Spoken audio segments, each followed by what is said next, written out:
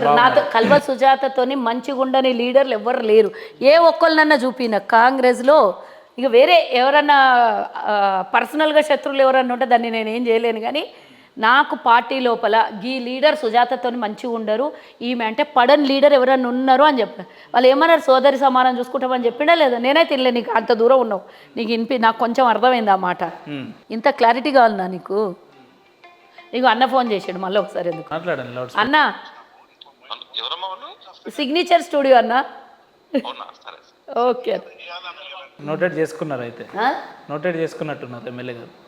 ఏంది ఏ ఛానల్ అనేది నోట్ చేసుకున్నట్టున్నారు అంటున్నారు. ఎవరు చెప్పారు మీకు అనేది వాళ్ళకు కూడా మైండ్లో రావాలి కదా, ఎందుకు ఇట్లా బదలాం చేస్తున్నారు అనేది. సో ఏం చెప్తారక సంవత్సరంన్నర కాంగ్రెస్ పార్టీ పాలనలో చివరిగా అధికార పార్టీ వింటావా? ఇప్పుడు కూడా అగ్రెసివ్ గానే కాంగ్రెస్ కి అగ్రెసివ్ కాదు, యాంటీగా మాట్లాడతావా? మాట్లాడితే అంతసేపు మాట్లాడండి, గంటన్నర నీ ఇంటర్వ్యూ. కాబట్టి లేలే మన ఇద్దరు కాంబినేషన్ బాగుంటది, ప్రేక్షకులు కూడా చూస్తారు కాబట్టి చూసుడేమన్నా, కానీ సబ్జెక్ట్ అర్థం కావాలి. నువ్వు టీఆర్ఎస్ సభని ఉద్దేశిస్తూ ఆన్సర్ చెప్పక ముందు నువ్వు ఇంకో క్వశ్చన్ కన్ఫ్యూజ్ చేసినా కూడా నేను కన్ఫ్యూజ్ గానని నీకు తెలుసు.